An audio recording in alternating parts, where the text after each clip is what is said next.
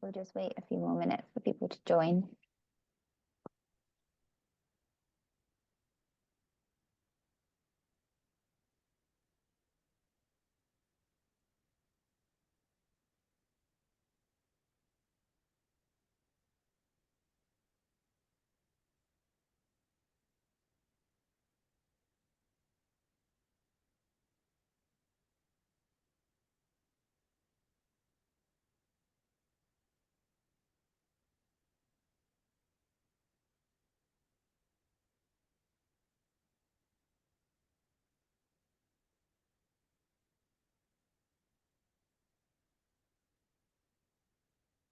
Okay, I think we'll get started. So hello and welcome everybody. Thank you so much for taking the time to join us today. I'm thrilled to introduce our speakers and dive into an exciting session on collaborative success, getting the most out of Think Together in our Power Maths product. So before we begin, just a couple of quick housekeeping points. So number one, we're recording this webinar. So for those of you who are currently Power Maths users, the session will be available on ALP in the classroom support area afterwards.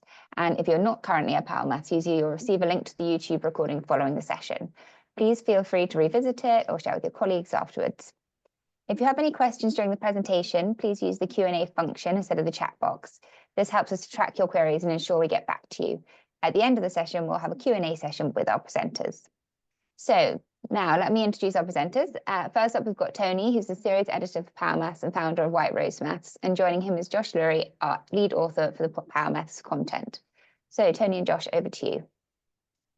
Thank you, Tara. Lovely to meet everybody this afternoon, and thank you to those that are joining us. And this is the second session of a few that we're doing. And so we're going to focus this time on the Think Together section, which is probably the section that we get often most questions about. So really looking forward to talking to you about this today. So similar to if you joined the last one we did on Discover and Share, very similar to that one, I just want to go over the purpose and theory behind really Think Together, why Josh and I had this section in. Practical suggestions really that as we've gone around schools and where we've seen really good practice and maybe where things haven't been as good, we're trying to give some suggestions for practical suggestions for you. And then Josh, again, will just walk through a couple Think Togethers from different books and different year groups and just talk you through how you might use some of these and bring them to life, just to give you a bit of an example of how you might use them flexibly, etc. So that's the today's session. So for those that remember, for those that were here last time, you'll remember we talked about this. So I'm just going to touch on it briefly. So what we did last time is we very much looked at the Discover first. So the Discover is this hook, it's this curious thing that gets them into a lesson. It gets them thinking about a problem, okay, thinking about the concept, in this case perimeter rectilinear shapes.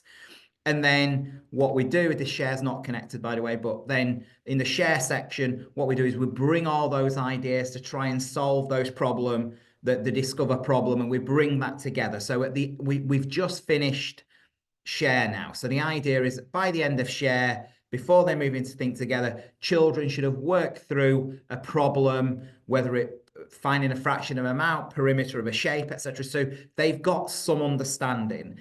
And the purpose of Think Together is very much to build that understanding to a greater depth, okay? So you want them to have a bit more practice. So they've done an example. That's not securing anything necessarily. So we want to just develop it a bit further, have a go at a couple more examples, whether it's I'm adding a couple numbers or I'm dividing, whatever I'm doing. I just want to secure that a tiny bit more.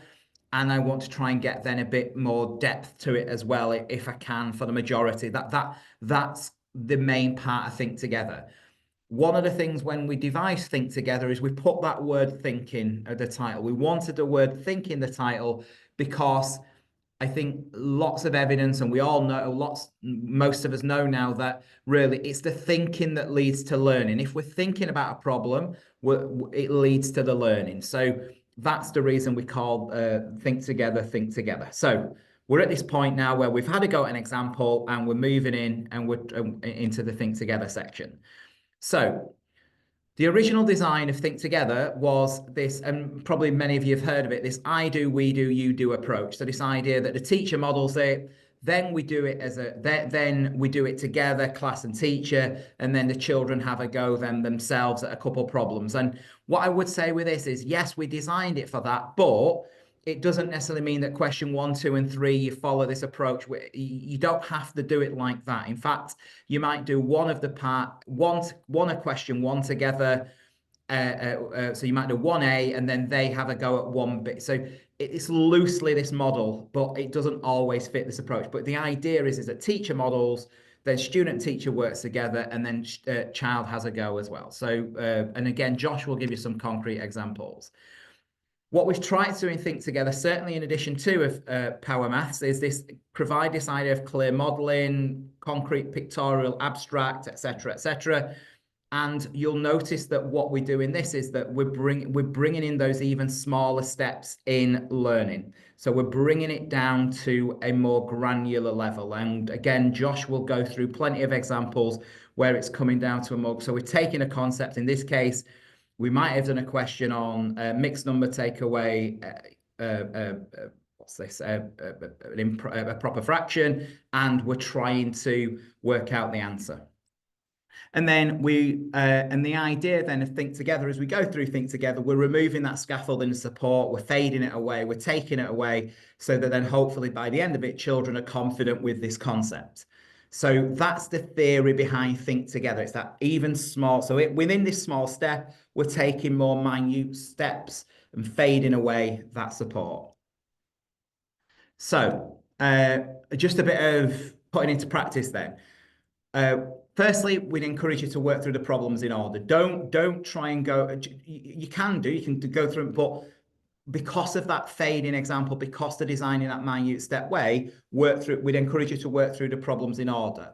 Even in the I do set, if you are doing I do, you do, we do, even in I do, we do, you do, sorry, even in that section, even in the I do section, there's nothing wrong with some class discussion. It doesn't just all have to come from the teacher. You can still ask children, oh, what did we do here? How do you remember we did that? But so don't forget that.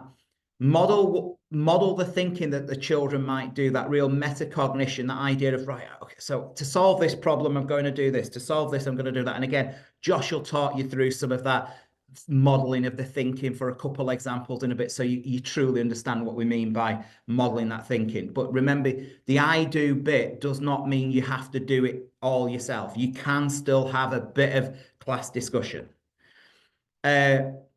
Ensure clarity of explanation. Slow down, take your time. The Think Together section is where at the end of it, you want children to be able to have a go at independent practice. And I sometimes see teachers who rush this bit. Please, I'd encourage you to slow down, take your time, etc. Yeah, I can't encourage that enough.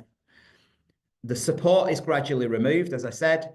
And the other thing that I want to stress here as well is that teachers will say, well, I really could just do with another example of a 3-digit plus 3-digit just to make sure they've got it, because I'm not entirely sure they've got it. There is absolutely nothing wrong with supplementing it with your own examples. You're working with your children at that time. Supplement it as best if you need to, with your own examples, is what I would say. So you may need to supplement it. Hopefully there's a lot of content, but you know what? Sometimes you just need that extra question. You just need another quick example. And so that's fine to do. Okay. You don't have every example. You don't even have to necessarily use every example. If you feel your class, you know what, they're strong on this and we're going to have a go straight to the challenge or something, that's fine as well. Use it flexibly is what I would encourage. So I just want to focus on the challenge question. So in every single Think Together, there's a challenge question. The purpose of the challenge question is always to try and get children thinking a bit deeper, making comparisons, for example, hopefully trying to generalize or spot connections. So the questions 1 and 2 are very much about, let's try and do a bit more further practice, gradually removing the support. Question 3 is trying to generalize. Now, you might not want to always use question 3 at that moment in the lesson, okay? Or that's not the right time to generalize. because they just need a bit of practice from the practice book now on these questions, because I just want them to be able to do it. And doesn't matter if they can't generalize at the moment. And then you might come back to question 3 towards the end, or you might do it at a different day, or you might not even do this one at this time, really. But that all depends on how much you've got to get through, how quickly they grasp a topic and everything else. But the purpose of question 3, the challenge question, is often to try and generalize the method or spot the connections. And you can see in this case where we're taking the same fraction, 4 and 11/12, and we're taking different fractions away. But those fractions that we're taking away have different denominators, and it's trying to, okay, so we're keeping something the same. And I've said this already, doesn't have to be covered necessarily in that lesson. So my final input into this today then is just to talk about things that will, in our opinion, make a bit of a difference. Firstly, this section is called Think Together. I said it with Discover and Share. I'm saying it again and reiterating it. You need to give them that time to think about the problem. If a couple of children finish quickly, have you got another problem you can ask them to do? Or is there something you can further extend? The teacher guide's got lots of examples how you might want to further extend it. I think the power in Think Together is all about the class discussion that takes place. That is absolutely essential to learning that goes on in this section. It should not just be about teacher telling the child what to do on every single question. It should be about class discussion. They might have a go themselves and then you talk about it. You can structure it how you want, but the important thing is that they're thinking about it. They might work it out on whiteboard. Key word there is think. If it's just all about the teacher doing everything and just modeling their own thinking, the children are not doing thinking if you're just modeling, if the teacher's just modeling their own thinking. And I suppose the other thing is that the other thing that I've seen is that some schools, some teachers will let children just work their way through Think Together and support as necessary. That wasn't how we designed it. We designed Think Together to be about everyone keeping together for as long as possible. And so just bear that in mind. We didn't see it as every child, depending how you got on with the Discover and Share, then some go to question 2 straight away. That's not how we designed it. There's still a real power in reinforcing a method, reinforcing how you do it. And different children might do things in different ways, maybe if they find another way to solve a problem. But it's about ensuring everybody is with you for as long as you possibly can. I think Together, by the end of Think Together, there should be a clear method and a clear explanation. And when you're planning for a lesson, you want to make sure you're planning, this is the method that we're going to do. This is the clear method, and this is the explanation I can't explain enough about the importance of that method and explanation. And related to that is this idea of you're aiming to try and get the most efficient method if you can, right? Sometimes there might be multiple methods and you don't mind which method to do, but the idea of the Think Together is try and get them towards the most efficient method. So in the Share section, there might be 2 methods that they've approached, and then as you go through Think Together, you're focusing on a particular method. Occasionally, there are multiple methods to do something, and that's fine, but you want them to start focusing on that efficient method so that after Think Together, they should be more confident with a method, they know what to do, and they should be more confident in the abstract as well. So again, removing that scaffolding of the support sometimes with the visuals and the representations, hopefully by the end of Think Together, they're more confident working in the abstract so that when they get into the independent practice book, they're there. So they're able to be successful. So hopefully that gives you a sense of why we design Think Together. Hope it gives you a sense of, what some of the theory behind it and then some of how to use it. Josh is going to say this anyway, but it's that flexibility of use that it will be key. So I'm going to stop there because I think that was my last slide. I'm going to hand over to Josh, who's just going to talk you through a couple shares now. So not share, sorry, Think Together. Sorry, Josh. Thanks, Tony. It's really interesting to revisit again what it was like when we were designing it and thinking about all of those different aspects of the Think Together. I just want one thing that hadn't really struck me until Tony was saying it was about the importance of the word think, and I kind of it gets lost a bit because it's the label of the section. But that the idea is that think together is that they are. It's been really successful if all the way through the class have been thinking and the students have been thinking about what's there, and you can sort of as a rule of thumb at the end of that, if you can say to yourself as a teacher, do you know what? Yeah, they were all thinking there. They were all having ideas. They were all mooting their own suggestions. They were all changing the way they thought about things. They were all talking about diagrams. They were all engaged in what we were doing. Then it's been successful if they've been really thinking, and that's a really good barometer of it. If they will. The class will be pretty ruthless with it. If it's not going well, then the indicator will be that they've stopped thinking. Either they'll become passive, or they won't be engaged in it. There'll be a lack of motivation. They'll just go down a process route and want ticks.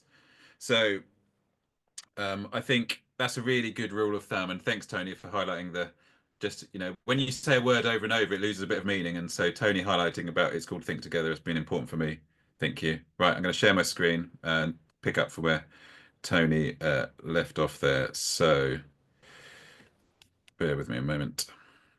Glad you remembered those really early discussions, Josh. Yeah. Right, here we are. So, oh no, apologies, wrong one.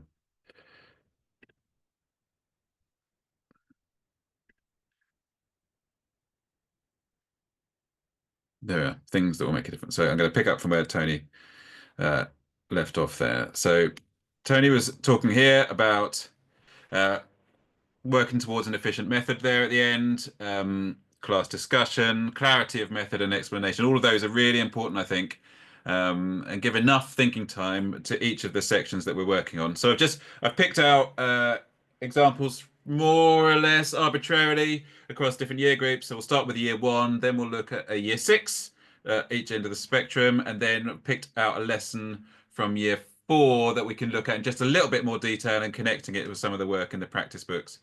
This is the discover, just to give a bit of lesson context, this is the year 1 lesson I've picked out, and that's the discover and share. I enjoy the clarity of the share page here and how clearly it prompts me as a teacher and the class as a group to be working on something practical. So I think there's real value just to pause and think about this, that we've got year 1 students and they learn really well practically. They're really motivated by hands-on activities, by games, and they're developmentally really in a stage where they need to be working and exploring in practical ways, hands-on ways, and in ways which engage their interest, which is not just staring at a screen. So what I love about this is how clearly it signals that. I do think there's real value in them doing a practical activity and then seeing how that's replicated, say, in a book or as an exercise, as a written exercise on a screen, where the learning there is not just the practical activity and it's not just what's on the screen, it's on the link between the two of them.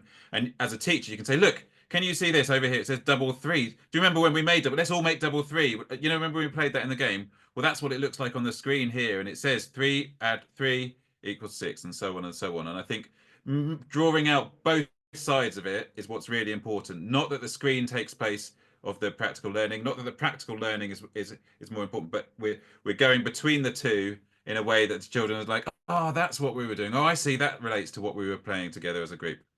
I'm going to move on to the think together because that's what we're talking about today. So here are the 3 think together. I'm going to go through them one at a time in a moment, but I'll just let you absorb that.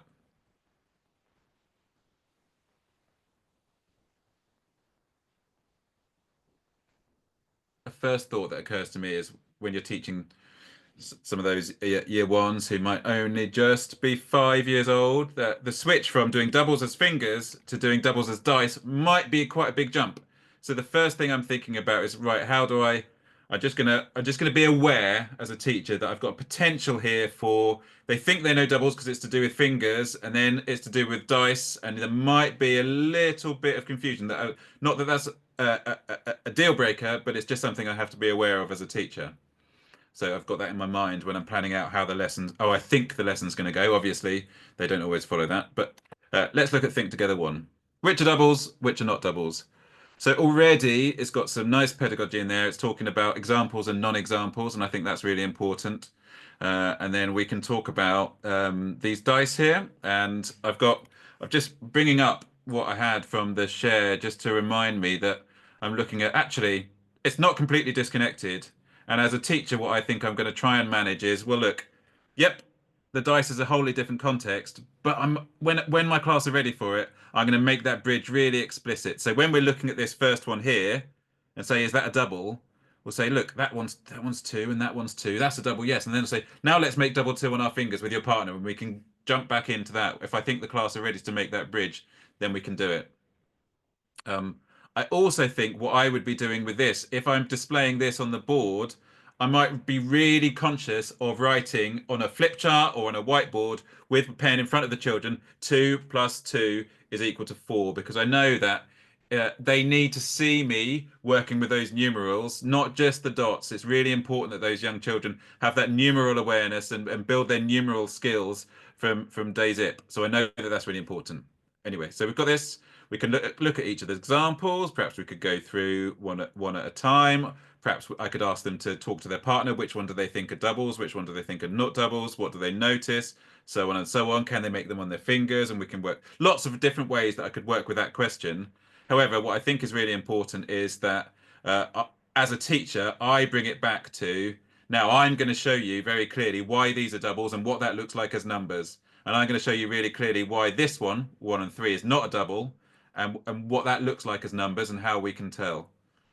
And then part B, work out the score of each double. And then we can have different strategies. And I could refer back to these skills with the finger numbers and say, do you remember, we know these, we don't have to count all the dots.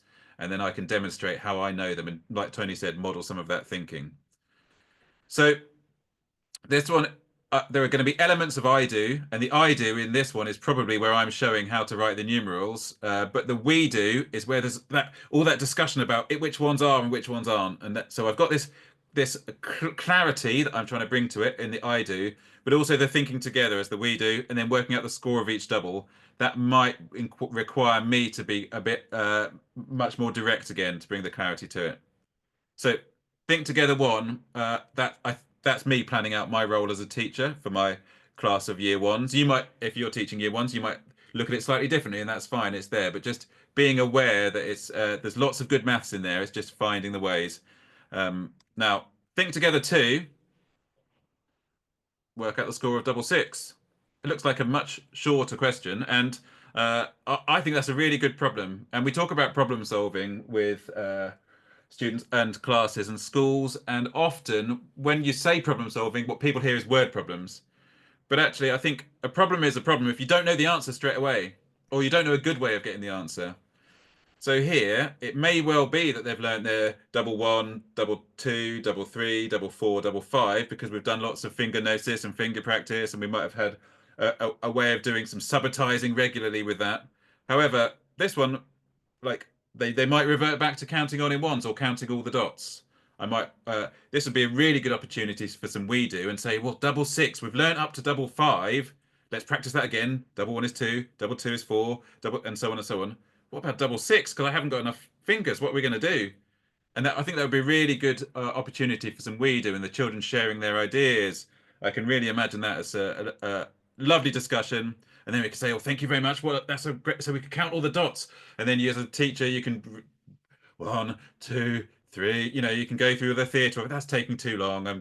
Anyway, you get the idea. And then it's got this lovely little section here where Sparks is suggesting to us, now, let's play a game. And I'm imagining the big foam dice, some circle time, rolling the dice. And if we get a double, we all cheer, we get excited, and we say what the score is, just to bring that alive and have lots of fun. And then the children, perhaps they could have some, if you're working with continuous provision with year one still, or you've got an outdoor area, you'll find them playing that, have some dice there that they can play. Or if you've got some independent work on tables and you've got some nice dice that they could use, that could be a lovely, I might pause the lesson there, where we might have quite a long time just playing the doubles game with the dice. So just to reinforce that, double one, double two, double three, double four, double five, and double six, learning them, internalizing them, and that's all there. And that, for me, I don't know, that might be enough of what I want from that lesson for that day. I might say I'm gonna pause that. We've learned lots of Lots of lovely doubles today. Can anyone remember them all? And my plenary might just be, let's go through those. Or there might be some good questions in the practice book and maybe question 1 or question 2 that build on some of that. And I might pause it. Think together 3. Now, I'll just pause so you can see that. To me as a teacher, there's some lovely maths there on that page, because the way that the artwork has been set out is nudging at the idea, well, look, if I know double 5 is 10, then I can see double 6 is 12 really well. If I know double 5 is 10, I can see double 7 is going to be 14, and just building some of those problem solving skills by taking what could be a multi-step bit of work, relating it back to some of that early place value.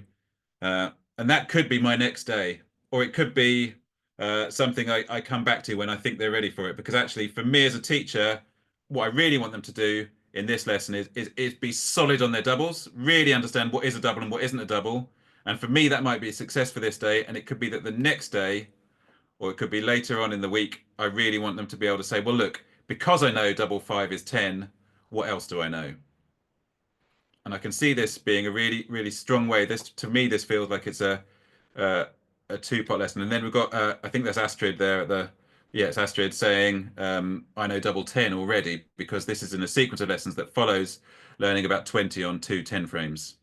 So there's a lot of links to be made. And as a teacher, I'm thinking carefully about how I'm going to, whether I'm going to slow myself down, whether we're going to stop and play a game. Always in my head thinking, what is it I want the class to get out of this? I really want them to know those early doubles, and I really want them to be secure. And we might go on a walk around the school. Can we see any doubles around the school? You know, lots of exciting things we can do that's age appropriate and that is developmentally appropriate. And then I can bring it back to the screen or bring it back to their practice books. It doesn't have to just be we trudge through, think together 1, think together 2, think together 3, and then we do the practice books. And it doesn't have to be like that. It could be really, really exciting. Anyway, that's year 1. I'm going to hop to the other end of the school now and go to year 6. There we are. So there's year 1, the end of the year 1. Right. Lesson context, order of operations. I'll just let you absorb that there.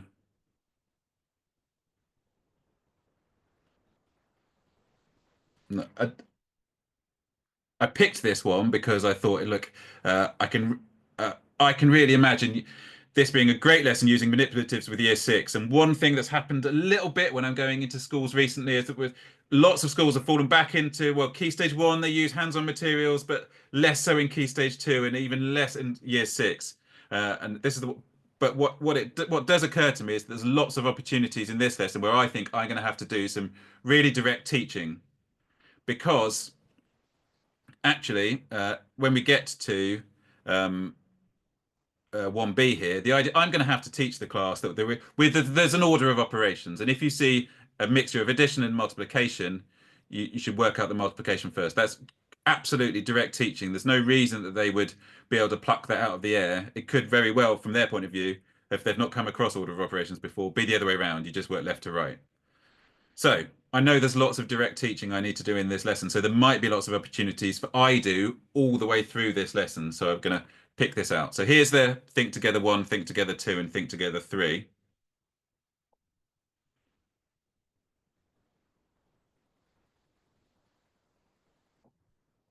I'll go through each of these questions separately in a moment. I'll just let you have a look at the whole page.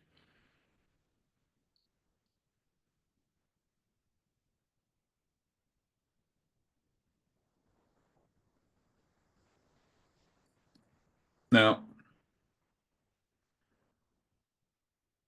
I'm going to go to think together 1 to start with. So already there's something I think that is going to need direct teacher input here, because all they've done in the share is if it's a mixture of addition and multiplication, then you do the multiplication first. But this one has a subtraction in it. So they may very well infer that it's still the multiplication because addition and subtraction are related to each other, but they might very well not. So I know I'm going to have to step in here and do some very clear thinking and say, look, this is the way it is. It's one of those things that could seem arbitrary, but I'm going to talk really clearly with them, the class, about that. And I think it'd be great to use hands-on materials for all of the students in this lesson. Look at these two ways of interpreting 3 multiplied by 5 subtract 2, which is correct. As a teacher, I might then pause and perhaps give them some thinking time and say, look, I just want you to look at both of these and just think to yourself, what's going on here? You might find the diagrams a bit confusing because they are a little bit, because they got bits crossed out and so on and so on. So, and then as a teacher, I'm going to really clearly model, well, look, this is what this one's showing. I've got 3 groups of 5, and in each of the groups of 5, 2 is crossed out. And the calculation down here is saying, well, look, each of my groups of 5 has got 2 taken away. And then I multiply, I've got 3 of those groups, and talk really clearly about how this way of looking at the calculation relates to this diagram. And then I might say, well, look, and then this diagram, I've got 3 groups of 5, but only 2 from one of the groups is crossed out. And then I'll talk about how this calculation matches that 3 groups of 5 with just 2 crossed out at the end, and how that relates to 15 subtract 2. And then I'm going to have to very clearly say to the class and get them to be able to repeat this, and hear that if it's a mixture of multiplication and addition, or multiplication and subtraction, the multiplication is the part to be worked out first.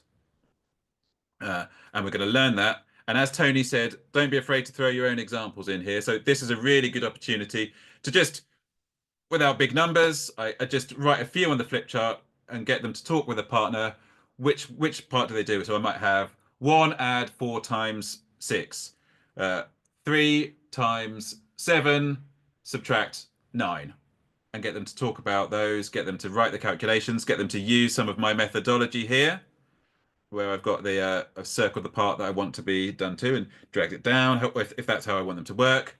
And then we could agree on that. Just to practice, do they understand really? It's always the multiplication you do first. Doesn't matter which order they're written in. So a perfect opportunity for very clearly talking through the thinking, and then very clearly telling them what it is they need to learn from this lesson, and then giving them an opportunity to practice that.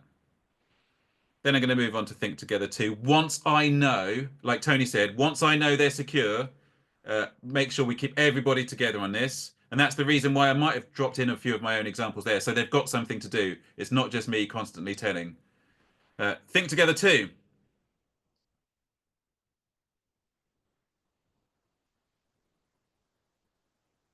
I think this is a perfect opportunity for a we do here, because as I've done quite a lot of telling at the start, but I think they've got all the information they need now to be able to solve both of these. So I'm gonna give them some time to talk with a partner, give them some time to share their thinking. Then I'm gonna carefully curate how I want to model some of the written answers.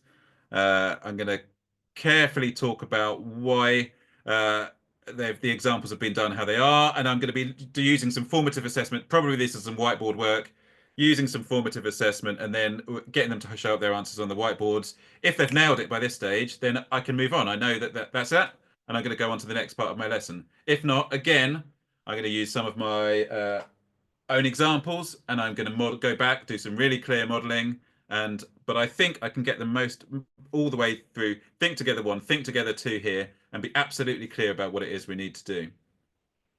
So then Think Together 3, you can see the design of the lesson now, where carefully the way we've built this lesson is that Discover and Share was about a mixture of addition and multiplication. Think Together 1 and Think Together 2 were a mixture of addition and subtraction with multiplication. And now is when we've also got division in the mix. So Think Together 3A, the top one. Now, again, and as Dexter, the character here, is suggesting, I know what to do if it's a mixture of addition and multiplication and addition and subtraction, but what about what now division is in there? So I'm going to leave that, and we could have they could conjecture their own answers, they could come up with that. But again, I'm going to have to talk to them about that and say, look, yep, you've understood it. If it's a mixture, if it's addition and subtraction and multiplication and division, you work out the multiplication and divisions first. And we can use our way of structuring the calculations like we did back in Think Together 1, sorry, using that model that I've very clearly modeled to show how I'm going to use that to solve each of these. 3A. Again, that's me doing they're having some discussion, then I'm doing some really clear teaching. I might then give them some more examples to do, whiteboards again. 3B, I think, is a lovely you do. The way the question is structured means that they can discover what they need to discover for this one. And at the end of that, they can generalize, well, look, if it's a mixture of multiplication and division, like this, 2 multiplied by 15 is 30, 30 divided by 3 is 10. 15 divided by 3 is 5, 2 multiplied by 5 is 10. And then here, we're wondering, Ash is wondering, I wonder if the same thing always happens when you multiply and divide in one calculation. What if the division is written before the multiplication, as in 2 divided by 5 times 2? What would happen there? I think that's quite nice. There's lots to discover here and lots of opportunities to be mathematicians, lots of opportunities to have an idea and then there's a surprise. It didn't turn out the way we thought. So yeah, again, just as a teacher, Think Together 1, 2, and 3 are designed in such a way that I can have some really strong teaching in that sequence with the way I want to use it with the class. There's a lot to work there, and using formative assessment, I can build a really strong lesson out of that. Right. Finally, I've got a year 4 lesson where I've broken it down a little bit more. I should have the context for it. So here's the context. I'll let you just have a look at that.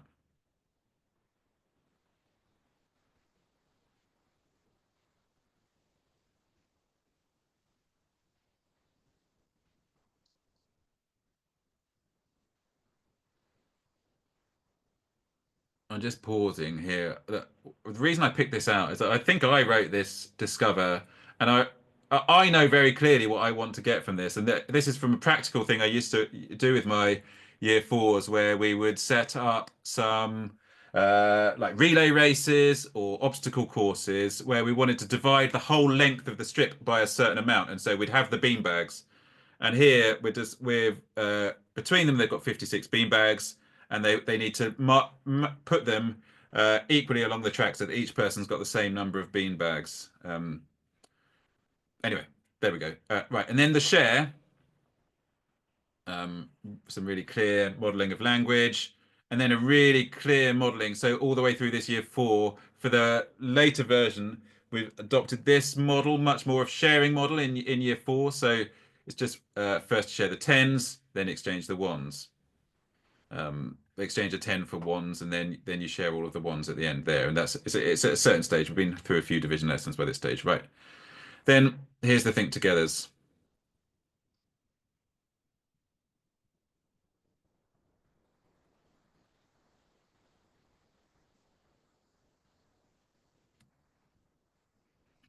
And what I wonder is if some of you are thinking to yourselves, hang on a minute, there's a sharing model using base 10, then there's bar models, and then there's part whole models in this lesson. And one thing you might be thinking is, well, that looks like a lot of different models all in one lesson.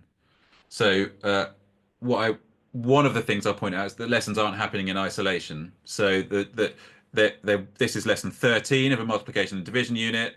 They've used base 10 a lot all the way through from year 2, year 3, year 4. They've seen this sharing model over a lot of previous lessons. And I've just got to, I am aware, I think that's something I've got to be aware of. Again, a bit like the move between doubles on fingers and doubles on dice, just going to be aware, how am I going to manage that journey? And is it important to me that they see this variety of models and understand the links between them? Or as a teacher, am I going to use this sharing model as the spine of my lesson, and that they're going to refer the bar models back to the sharing model and the part whole models back to the sharing model? That's a decision for me as a teacher, and think what I think is best for my class. Anyway, this is Think Together 1A. Divide 32 by 2.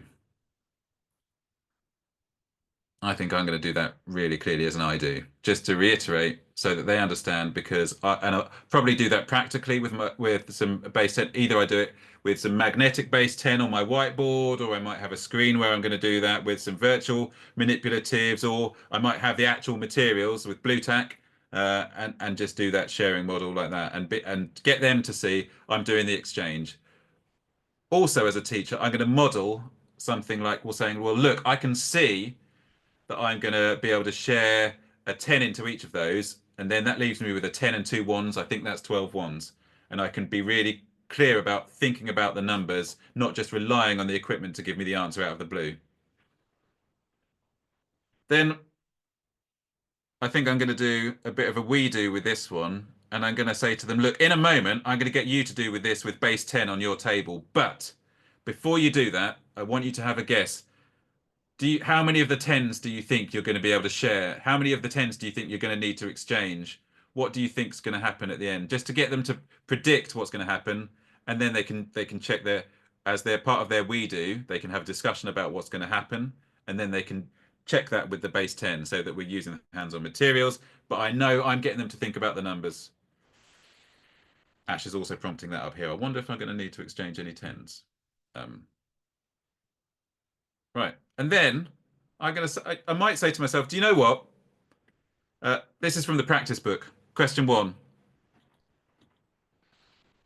I might just get them to say, look, we're going to pause there. Can everyone, I just want you to do question 1 in the practice book, because I think this is going to be helpful.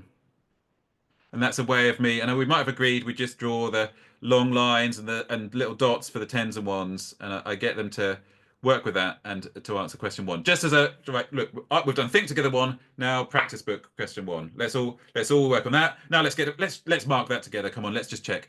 And I can quickly do some well around the classroom, see who's getting those, see who's able to predict the numbers, and so on and so on. And then we can talk about that. I can do, right, now I know, do I need to spend more time with this? Do we need to just go with the numbers? Do we need to talk about the base 10? Are they secure on this? Great.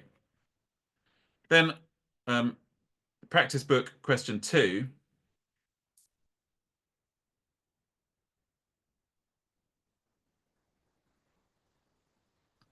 They're year 4. I'm going to say, do you know what? Year 4s, I think you've got it now. Go on, do question 2. That's fine. We've talked about it. Do question 2. There's it. I think you've got everything you need to be able to solve that, and perhaps they can work with their partner for this one.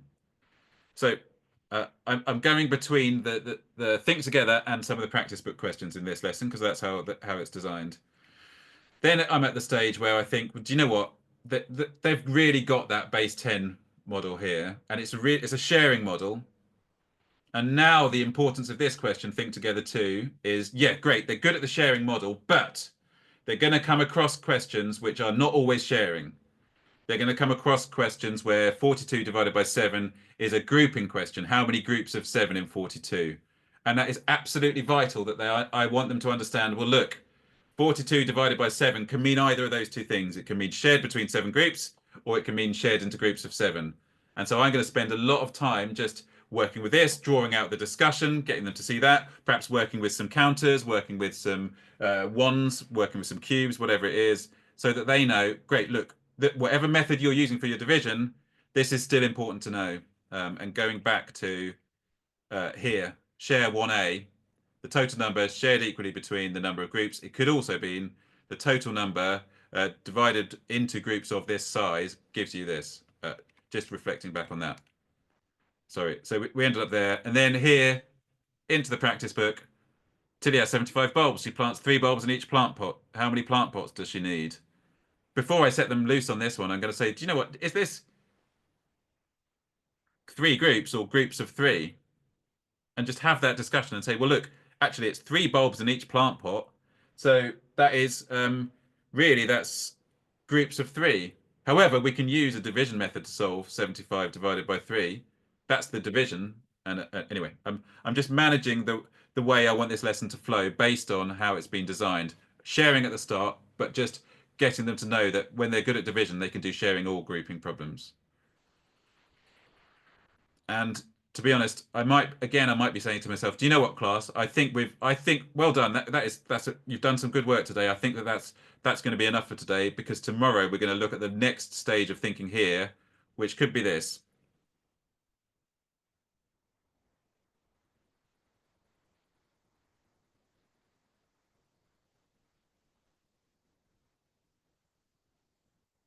No, actually, this is just totally what we've been doing with the sharing model, where we've been spotting what it is that we want to put. We can share the 10s, but not all of them. Then we have to exchange some of them. And actually, I might spend some time with them, just getting them to see that how closely related this is to the sharing model with the base 10 we had right at the start. Have the base 10. Let's look at this. Let's really understand together. Let's think together about this. Why do you think he's chosen 30? Why do you think he's chosen 12? Let's look at the sharing model we're really good at. Let's look at the base 10 model we're really good at. And let's say, that's why that is what it is. Yeah, they are related. I get that. And 3B is a chance. We'll practice that. Well, what? This has been split into 50 and 35. I wonder why it's been split into 50 and 35. I wonder if there are any other ways we could have done.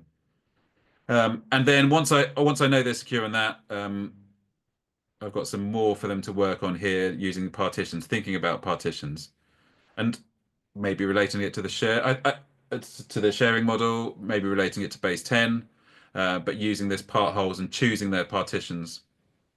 And I can see that 70 is a nice one there. So we could talk about that, but some really deep thinking needs to go on with these ones here. And then from the practice book, oh, sorry. 3 has got six parts then for them practice independently. And as a teacher, this is a really good opportunity for me to say, look, you've got some independent, this is very much a you do. We've done a lot of work on this now, and I'm just going to see if you can make good decisions about how you want to partition these numbers, or how you want to use base 10, or how you want to share. And we can refine some of our thinking together, knowing that I've got some of these bits to fall back on for the plenary at the end of my lesson.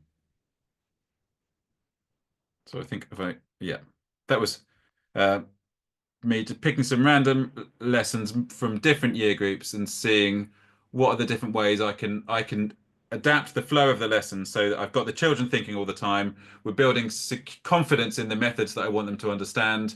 And I'm just, as a teacher, really in control of which bits I want to be very direct with, which bits I want them to be able to think together with, which bits when I want to do some formative assessment and make a pause. And I was saying to Tony, I was looking back through these for today's presentation. I was really last week I thought, you know what, Discover's my favorite part of each lesson, because we were looking at Discovers and I was thinking, oh, there's so much there that we can do with Discover, but I think I've changed it now, and Think Togethers are my favorite part.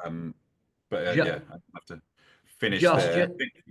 Go on, Tony. Josh, just to add as well, just for a context as well, I think that last lesson that you talked about, I think there might be some people on the call who might have, you know what, their class are confident with a base 10. You don't need the base 10, and actually they might want to go straight into the using a part whole now, because that is, like you said, it's lesson 14 of however many.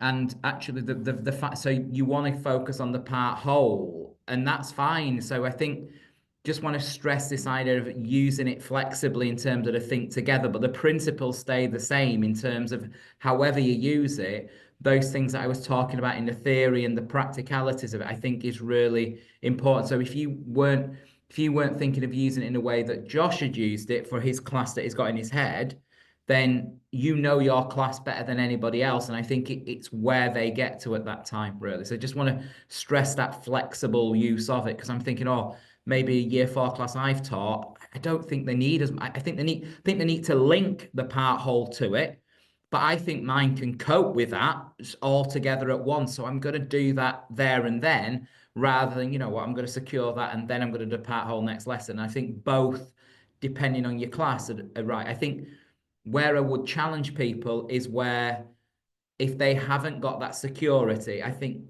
sometimes what you see are teachers who race through it all and they cover everything, and the end of it, the children have got nothing and I don't have any method. So I think it's about making sure they've got a method that they're securing by the time they leave Think Together. So I just want to add that. Josh, really enjoyed that as always. Thank you. Yeah, thanks, Tony. I agree on that. Yeah, so I was that was some hypothetical discussion about a class, but all the way through, you're the one making the decisions for this is what my class need, this is how they can work with this. This is how I know that they respond to this is how they this model or that way of thinking and so on and so on. So yeah, it's absolutely there for you to use in the way that suits the learning of your class. But I hope as you go through, you'll see in the Think Together sections, they've been designed in such a way that there are so many opportunities to have good bits of thinking, good bits of instruction, good bits of clarity, good bits of surprise and confusion, pattern spotting, like Tony said. It's all there. The loads of different tools that you can use as a teacher to think, yeah, I'm not starting with a blank page, but and I can use all of these to now as a platform to be a really strong teacher here with my class. Thanks, Tony. Thanks, Josh. That was really, really interesting, insightful. I really enjoyed it, and I just love how you both sort of work off each other. It's very lovely to watch. So we're on to the Q&A part of our session. So just for anyone out there, you still have time to put a question in the Q&A function box if you'd like. But we do actually have two great questions that have come in. The first one is from Jane. She has asked, are you suggesting that we make connections to the structure of the questions in the Discover to the Think Together? Can you suggest any other ways that we can make these connections explicit to the children?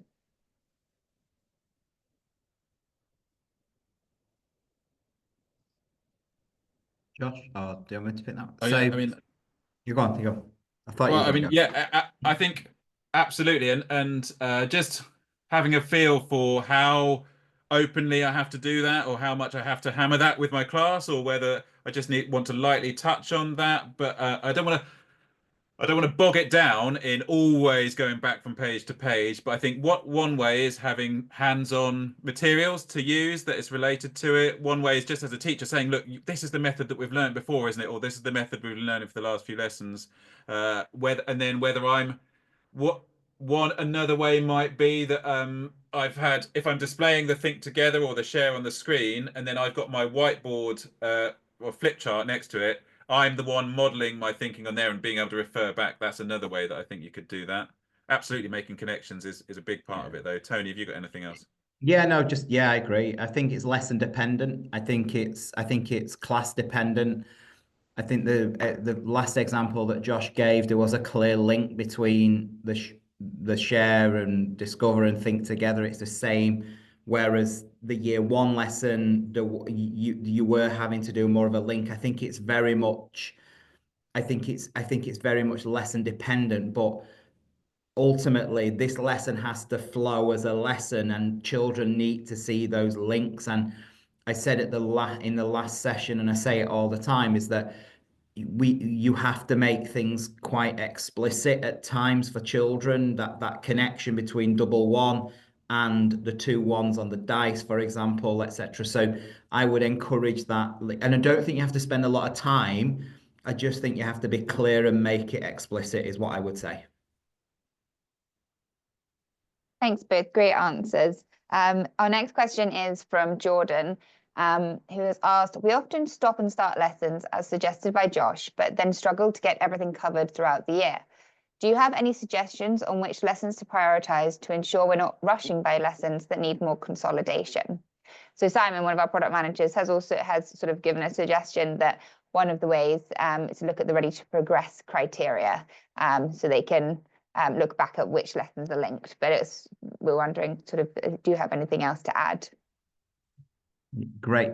Yeah, great question, Jordan. Thank you. I would say that the curriculum is very full, and I think that there is an issue there, and I think that has been identified. White Rose and others have kind of highlighted that and have submitted recommendations to the curriculum assessment review, because I think that is something that should be reflected in a change at the new curriculum. I think there's a lot of fractions content, for example, that can be safe for secondary, because I think you're just redoing it at secondary. So our hope is that the curriculum assessment review might reduce curriculum requirements. So that's the first thing. So but we don't have that luxury at the moment. Absolutely. I think it is a school-based decision. I think it's about working out what you want, and the Ready to Progress stuff is great, and it will support this. So I would encourage you looking at that. But I think it's almost, depending on what year group you teach, I think it's almost saying, actually, what do you want them absolutely confident in by the time they move up to the next year group? And I think that's something that I would encourage you as a school, as a group of teachers. Don't spend hours and hours and hours thinking about it, but in every year group, what are the key things that the year 4 teachers wants the year 3s to come with? And those are a focus then. So Josh and I always talk about, and if there's any Key Stage 1 teachers and 2 teachers on the call, you'll know this idea of bridging 10 and this confidence with bridging 10. And I think it is something that schools might want to just spend a bit longer on in year 2 so that the year 3 ones are more confident with it, or you know what, we're not going to spend as much time on it. I think it very much is a school-led decision, and then you might decide, I want to deprioritize a bit of whatever I suggested. I need to be careful. I might deprioritize statistics. You know what? Because in year 3, I know they're going to just redo this in year 4, so I'm going to deprioritize that. We're not going to look at that, and the year 4 teacher is going to it's going to be reinforced in year 4, for example. And I think those are things that you might want to do, because absolutely Jordan's point about it being overloaded, there's a lot to do and you need more time to secure concepts. If I was a school, I'd be making that decision about what concepts we need to secure. And I don't think we would say these are the ones to focus on. White Rose suggested some ones in the curriculum assessment review. NCTM suggests ones in the Ready to Progress. I think those are a good starting point. But again, you know, as a school, what you want them to be secure. And some schools are very different. I think we all know different schools want different security and different things. So that's what I would recommend. So I can't give a list of topics, but I do think a conversation from year group to year group could be a good thing to have in an afternoon meeting, a CPD or something, really. Josh, I don't know if you want to add anything or. Yeah, just perhaps also each of the lessons, so like looking through those think togethers, gosh, I was thinking you could spend 3 lessons just going through the think together. But actually maybe sometimes it would be worth thinking, well, look, this lesson, let's say I've and this has happened, I'm talking from experience here, let's say I've forgotten there's an early assembly and I've left myself only with 5 minutes to teach my maths lesson. Like, right, gosh, what if I had to teach this lesson in 5 minutes, what is the absolute beating heart of this lesson that I need to get across? So for that last lesson we looked at there, it was basically, look, you get to choose the way you split this number up to divide it. And a good way of doing that is doing the tens and then having some of the tens and the ones together at the end. So actually, look, if I'm going to, let's say I only had 5 minutes to teach that, the message is you get to choose the partitions. Let you make really good decisions about partitions by thinking about the number I'm dividing by. Like, and then say, right, everything, all of those, if I'm stopping and starting, it's always in service of, am I getting that across? If I'm going off on getting bogged down in one particular alleyway that really isn't in service of that, then maybe I can just park that and build up some pace by just having in the back of my mind, look, the absolute beating heart of this lesson is this concept that I could just tell them in a minute and a half and say, when Gran picked you up from school today, tell her when you divide, you can choose the partitions. And look, here's an example. You know, I'm being only slightly flippant, but I think that that is worth bearing in mind as a teacher, just so you can catch yourself if you're saying, look, we're getting too bogged down here. This is taking longer than really is helpful for really understanding that the main point of this today.